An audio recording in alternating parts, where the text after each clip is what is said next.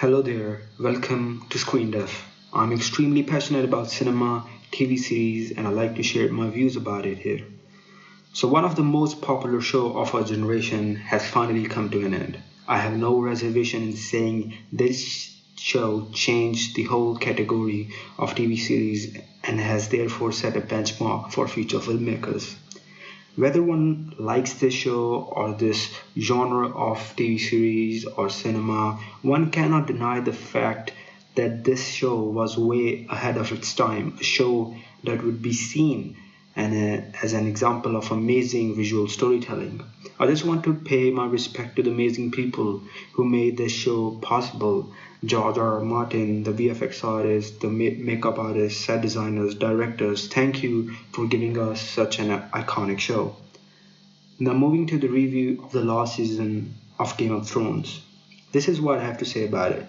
Show begins with Jon and Dany reaching Winterfell, with Dany bringing her huge army to fight Jon's war. So, amazing start, but the episode 1 feels to me rushed and lacks that typical Game of Thrones drama and depth. On a side note, I loved Sansa's character this whole season and in this episode too, but I just didn't get her hate towards Daenerys. On what basis she did not trust her? Episode 2, The Night of the Seven Kingdoms, as I think it's titled. Such an amazing episode. Everyone just together at one place for one purpose. There is extremely special about this episode. I could have watched the conversation between Tormund and the whole living squad for hours and hours and never get bored of it.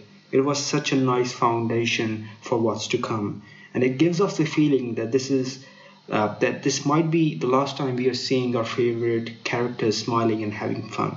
So solid foundation for the Battle of Winterfell. Very well written. It is the end. It feels like it is the end as well as the beginning of something.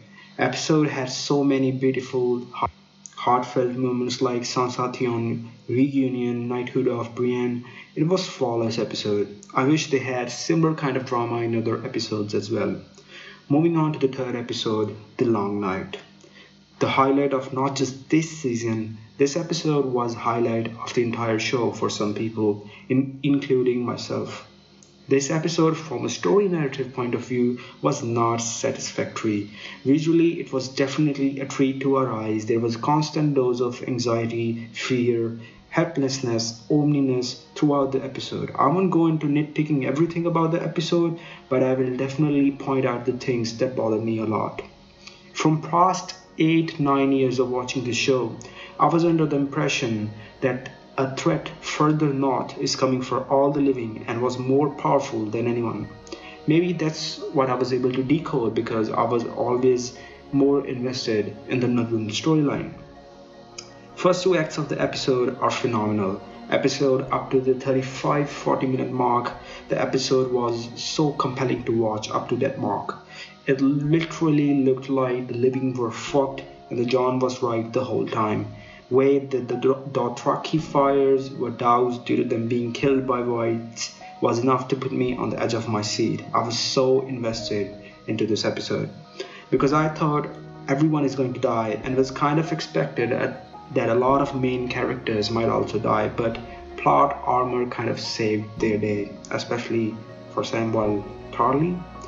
Now let's address the elephant in the room, Arya killing the Night King. I have no issues with Arya being the one killing the Night King.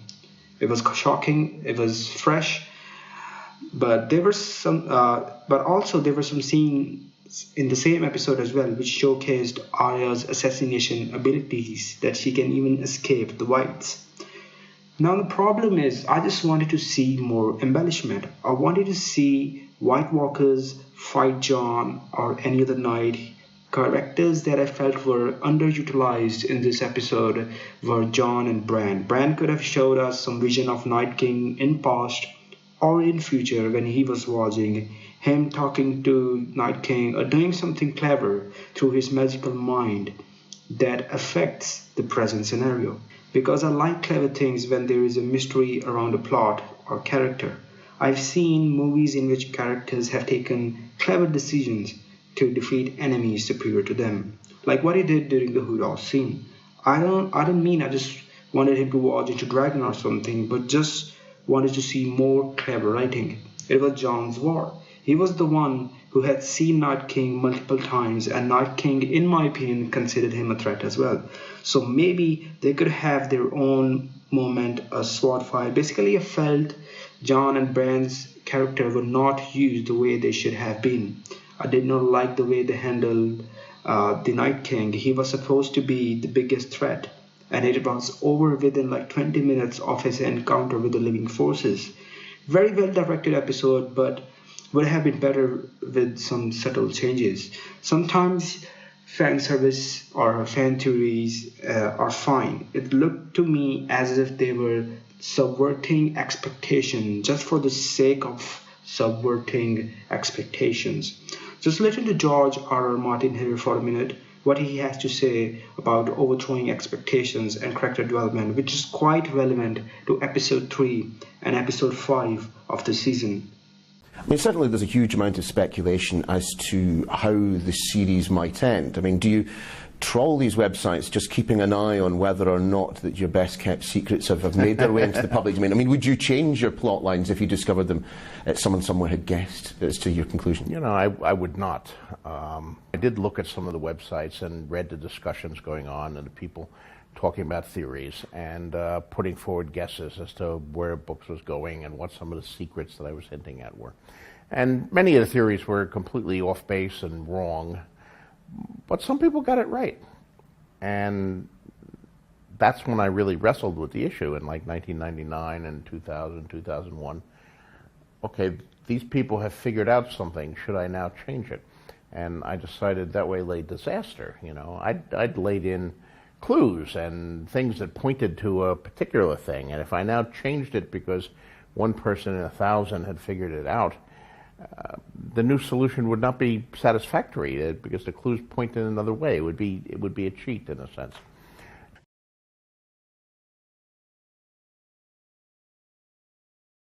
So now, going by the words of George, Arya has never seen Night King before. She killed an enemy she never knew. So I just wanted some solid foundation, as good foundation leads to more emotional impact. For instance, what made Joffrey's death so impactful?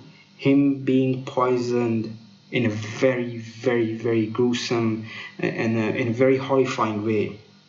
What made Ramsay's death so satisfying? It was Jon punching him because we wanted to punch him as well, and Sansa feeding him to his own hounds. As a result, the death had an emotional impact on the audience. I did not feel the same when the Night King was eliminated, the biggest threat to Westeros. I repeat, the biggest threat to Westeros. I wanted to see something of that sort when Night King was killed. I didn't get the same impact that I got from other villains' death in the show. That's why I said it needed more clever changes. Moving on to episode 4. Decent follow-up, we get to see Daenerys' insecurities and Sansa's ability to play Game of Thrones.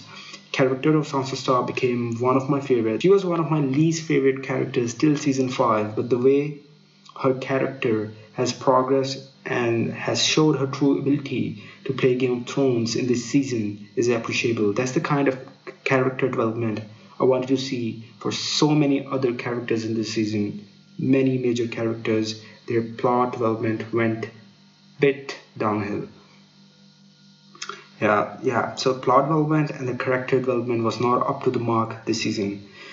So moving to the episode 5, the pre-ultimate episode, which by the standards of Game of Thrones is usually the most shocking episode of the season. The episode is titled The Bells.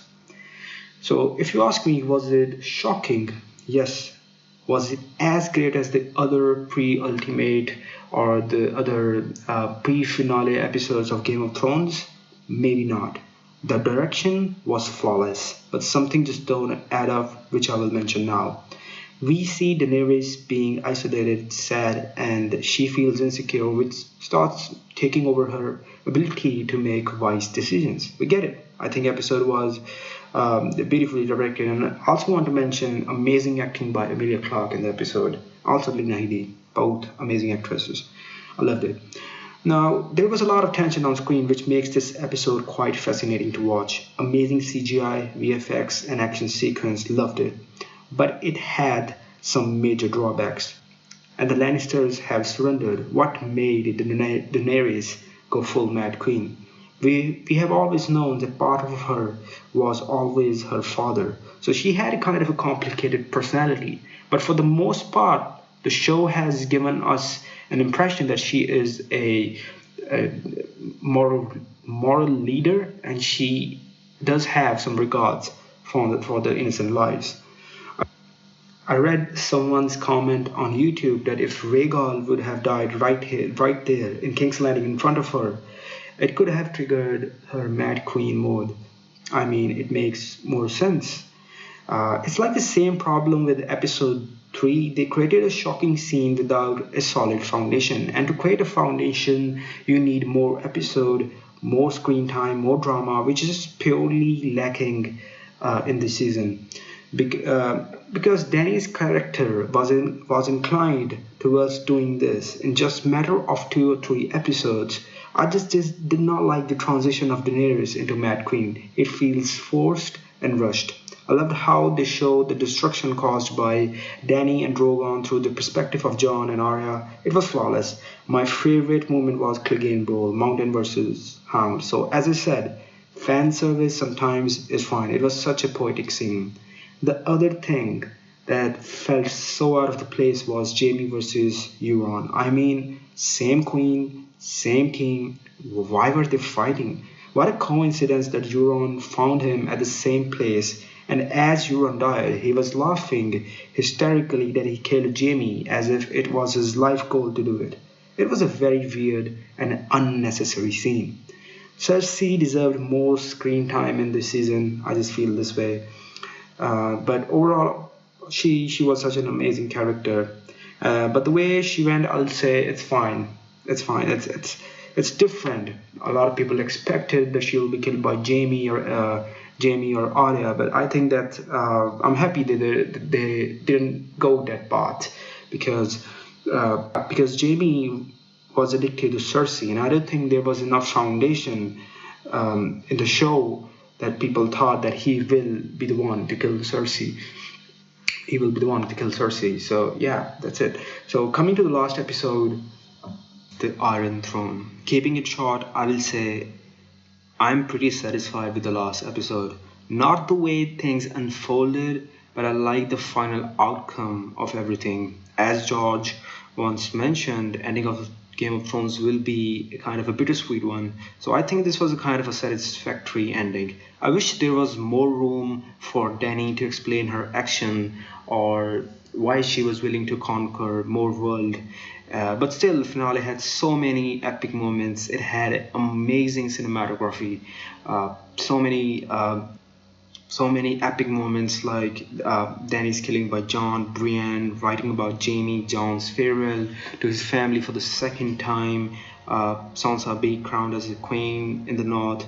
So some of my friends were annoyed with the fact that Jon did not get to sit on the throne, but I will say it would have been a total fan service and a cliche way of doing things. So I kind of liked how they kept things out of the box, but they paid the price in the form of plot holes. I also have no problem with Brandon Stark being the one taking the throne. He knows the past, he also knows a bit of future, so he knows the things not to do which will result in lucrative future. So I think he was a fair choice. I loved the acting by Maisie Williams, Sophie Turner in this episode. I really liked the way they ended the show, but I just feel the route they took to end the show, especially during the season, was kind of underwhelming, which will affect the show's fan base forever. If season had some more smooth progression of character arcs, the ending would have made much more sense. I kind of feel bad for Jon, but at the end of the day, he never wanted the throne. He had real North in him. He belonged in the North. Maybe his only purpose to be brought back to life was to unite the North and Dany's forces to fight the threat. So to sum up, this ending is not for everyone, but I do have some questions.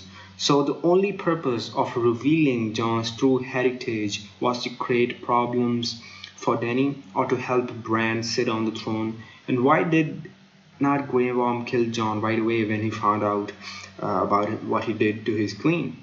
Did Jon plan with Sansa to bring northern forces as he took that action? How far into the future can Bran see? How long had he known that he would end up on the throne? If destiny is predetermined, can it be altered by free will or choices? I guess there are some things we will never know. So I wish show had given us some more clarity on some subjects, but still, I like the end result. It isn't bad, except feeling bad for Jon. I wouldn't feel this way for Jon if they had utilized Jon's character and his heroic deeds properly in previous episode. They should have also given Dany and many other characters proper development and closure. Moreover, also if they had given proper foreshadowing for Bran before he was crowned the king, this ending would have made proper sense. It was such an odd scene when he didn't get to choose the king, prisoner of Unsullied.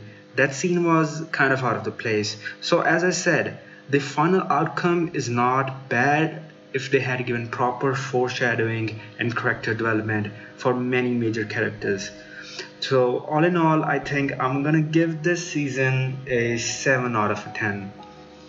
I didn't. I could have gone more harsh on the score, but I think I can't ignore the amazing hard work, the amazing visual hard work that goes on to making this show possible.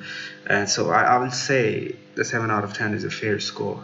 So the show will go down as one of the best TV shows ever made. One may call it badly written season or whatever, but on the whole, this show will remain a very iconic show for future generations.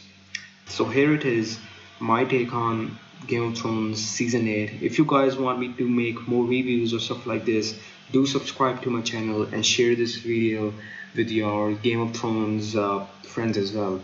So have a nice day, guys.